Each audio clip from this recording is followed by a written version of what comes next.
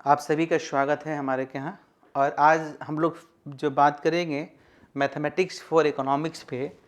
तो mathematics for economics में हम लोग देखेंगे कि जो पार्शियल डिफरेंशिएशन है उसको क्या है वो, और उसका किस तरह से इकोनॉमिक्स में यूज करते हैं। और आज के क्लासेस के बाद बहुत सारे जो हमारे बिहार के बहुत सारे यूनिवर्सिटी है या झारखंड के हैं या फिर और भी अदर स्टेट के हैं, उसमें लॉन्ग क्वेश्चन पूछी जाती है, उसका भी सॉल्यूशन आपको आज मिल जाएगा। तो सबसे पहले देखते हैं जो पार्शियल, चूँकि हम हमेशा कहते हैं हम लोग जो है प्रयास करते हैं कि जो हम लोग मैथमेटिक्स पढ़ते हैं उसका इकोनॉमिक्स में क्या है उसको सीखने का प्रयास करते हैं। तो आज हम लोग जो डिस्कशन करेंगे वो क्या करेंगे, पार्शियल डिफरेंशिएशन पर। जैसे पढ़ते थे ना कि यदि y इज़ द एक फंक्शन ऑफ x, तो आप क्या निकालते थे, आप निकालते थे dy अपॉन dx, जिसे हम लोग कहते थे स्लोप, जिसे हम लोग कहते थे रेट ऑफ चेंज, है ना, रेट ऑफ चेंज, या इससे हम लोग क्या निकालते थे, मार्जिनल निकालते थे। तो उसी प्रकार से जब देखते होंगे इकोनॉमिक्स में बहुत सारे ऐसे थ्योरी हैं which is based on two variable, जैसे इंडिफरेंस कर पढ़ते हैं, आइसोक्वांट पढ़ते हैं, या फिर प्रोडक्शन पॉसिबिलिटी कर पढ़ते हैं। तो it is based on two goods. तो अलग अलग गुड्स का चेंज हम अलग अलग कैसे देखेंगे तो उसको भी हम लोग सीखेंगे। तो सबसे यदि हमारे पास देखिए, यदि z is the function of क्या, x y, तो इसको हम जो डिफ्रेंशिएट करते हैं ना इस तरीके से करते हैं, del z upon del x और del z upon del y। मतलब इसमें एक बार x में चेंज होगा, इसमें y में क्या चेंज होगा देखते हैं। तो यदि हम x के रेस्पेक्ट में डिफ्रेंशिएट करते हैं तो उसमें y हमारा क्या होता है, इसको y को हम लोग कांस्टेंट, x के रेस्पेक्ट डिफ्रेंशिएट करते हैं तो y को कांस्टेंट मान लेते हैं, और यदि y के रेस्पेक्ट डिफरेंशिएट करते हैं तो x को कांस्टेंट मान लेते हैं। इस तरीके से बनाते हैं। बाकी जो सारा रूल्स डिफरेंशिएशन वन वेरिएबल में पढ़े थे वही रूल होता है। तो चलिए हम लोग बेसिक से शुरू करते हैं। यदि आपके पास दिया हुआ है z इक्वल टू, क्या दिया हुआ है, z equal to x square plus Y square, तो निकालना क्या है कि डेल, पहले x के रेस्पेक्ट में तो इसको बोलते हैं del z upon del x. तो क्या होगा देखिए, तो डेल अपॉन डेल एक्स, यहाँ कर लीजिए x square plus Y square. तो इसको क्या लिख सकते हैं, del x square upon del x plus del Y square upon del x. तो ये जो देख रहे हैं इसका क्या हो जाएगा, इसको डिफ्रेंशिएट करें तो 2x हो जाएगा। अब प्लस से क्या है, कांस्टेंट है, तो कांस्टेंट का डिफरेंशिएशन क्या हो जाएगा, 0 हो जाएगा। और जो del z upon del x है ना, इसको इस तरीके से भी मैथमेटिक्स में रिप्रेजेंट करते हैं, एफ एक्स, क्या करते हैं, एफ एक्स रिप्रेजेंट करते हैं। क्लियर। तो उसी तरीके से देखिए, यदि हम निकालना हो del z upon del Y, तो क्या हो जाएगा, डेल अपॉन डेल वाई, बाकी दिया हुआ है X square plus Y square, तो del x square upon del Y plus del Y square upon del Y. तो ये तो आपका कांस्टेंट है, तो इसका डिफरेंशिएशन 0 हो जाएगा। और इसका क्या हो जाएगा, इसका हो जाएगा 2y, यानी कि del z upon del y कितना हो गया, और del z upon del y को हम लोग एफ वाई से भी रिप्रेजेंट करते हैं। इसका आगे यूज है बताएंगे। क्लियर। अब देखिए इसका यूज थोड़ा समझिए। यदि आप प्रोडक्शन पढ़ते हैं प्रोडक्शन, तो प्रोडक्शन पढ़ते हैं तो यदि Q is the function of क्या है, लेबर एंड कैपिटल। तो इस तरह से अगर आपको दिया रहे कि Q इक्वल टू दिया हुआ है 3L स्क्वायर प्लस दिया हुआ है 4KQ। एक नंबर का क्वेश्चन पूछता है, बहुत बार पूछा है कि निकालिए मार्जिनल प्रोडक्टिविटी ऑफ लेबर, निकालिए मार्जिनल प्रोडक्टिविटी ऑफ कैपिटल। तो कैसे निकालिएगा, ये Q फंक्शन है तो del Q equal to del L करेंगे और del Q upon del K करेंगे, तो निकल जाएगा मार्जिनल प्रोडक्टिविटी ऑफ लेबर, ये निकल जाएगा मार्जिनल प्रोडक्टिविटी ऑफ कैपिटल, है ना। तो इसको सोल्व कीजिएगा, तेल के रेस्पेक्ट में है तो 6L हो जाएगा, ये प्लस 0 हो जाएगा, इसमें क्या हो जाएगा A 0 हो जाएगा और चरती है 12 K स्क्वायर हो जाएगा। ठीक है, समझ गए। उसी प्रकार से ये तो मान लीजिए प्रोडक्शन फंक्शन है, यूटिलिटी फंक्शन है। देखिए अगर दिया हुआ E is the function of x y, indifference का पढ़ते हैं, मतलब दिया हुआ E equal to x q और वाई क्यू, या ई इक्वल टू दिया हुआ है x4 प्लस y3, दो क्वेश्चन दिया है, पहला और दूसरा। तो चलिए अगर इसको बनाना है del u upon del x के रिस्पेक्ट में करेंगे तो क्या हो जाएगा 4x³ प्लस 0 यानी कि 4x³ हो जाएगा। उसी प्रकार से अगर इसको हम करेंगे del u upon del y के रेस्पेक्ट में तो ये हमारा 0 हो जाएगा, ये 3y² हो जाएगा। ठीक है, उसी प्रकार से इसको हम करेंगे तो ये कांस्टेंट है तो क्या हो जाएगा y³ हो जाएगा 3x² हो जाएगा, है ना। बना लीजिएगा इसको, किस तरह से यूज है।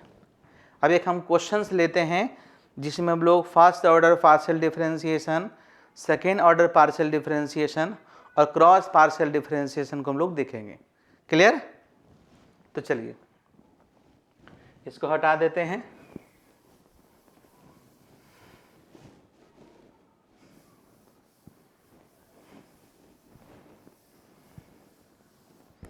लेते हैं क्वेश्चन एक, मान लिया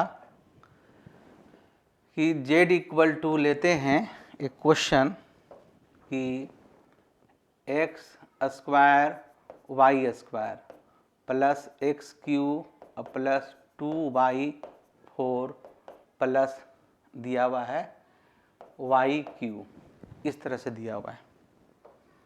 ठीक है, इस तरह से क्वेश्चन दिया हुआ है। तो सबसे पहले हम निकालते हैं first order partial differentiation, short में लिखते हैं। तो देखिए तो क्या निकालेंगे del z upon del x, तो लिखते हैं इसको क्या लिखते हैं यार, ऐसे हम लिखते चलते हैं del z upon del x को fx भी लिखते हैं, क्या लिखते हैं fx लिखते हैं। तो चलिए हम इसको बनाते हैं डेल अपॉन डेल एक्स, यहाँ कर लीजिए x² y² plus x³ plus 2y4 plus y³, यही ना है। तो सोल्व कीजिए, x के रेस्पेक्ट में है तो y² आपका कांस्टेंट है, यहाँ हो जाएगा 2x और प्लस हो जाएगा 3x², ये कांस्टेंट पूरा है, कांस्टेंट पूरा तो 0 हो जाएगा, प्लस 0 हो जाएगा। ठीक है, तो क्या हो जाएगा, क्या लिखिएगा, लिखिएगा 2x y² प्लस 3x², ये आ गया। उसी प्रकार से क्या लिखेंगे del z upon del y, है ना। तो क्या होगा देखो डेल वाई क्या दिया हुआ है x² y² plus x³ plus 2y4 plus y³। तो यहाँ हो जाएगा x² कांस्टेंट है तो x² कांस्टेंट, यहाँ हो जाएगा 2y, यहाँ तो 0 है तो 0 हो जाएगा, कांस्टेंट है, हो जाएगा 8 4 दूना 8 y³ अब प्लस हो जाएगा 3y², यानी क्या हो जाएगा x², ऐसे लिखिए,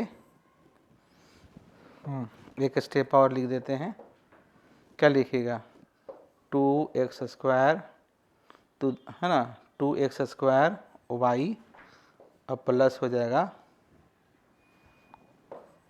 8y³ प्लस 3y², नोट कीजिए।